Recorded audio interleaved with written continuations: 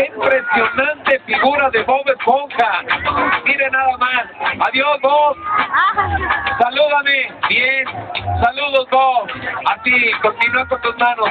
Oye, ¿por qué tienes las manos así? Ah, ok. Que Bob Esponja quiere buscar nubes.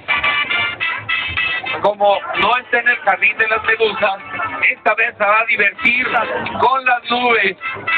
Pero no vas a hacer ninguna travesura, Bob. Ya te conozco, eres muy travieso, muchacho. Sobre todo cuando te juntas con tu amigo Patricio.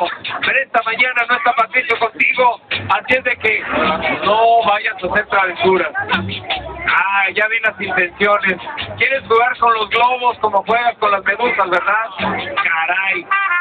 ¡Bob! ¡Ánimo! ¡Saluda a los niños que te visitan esta mañana! Esta mañana hay caras alegres, caras sonrientes, como la tuya.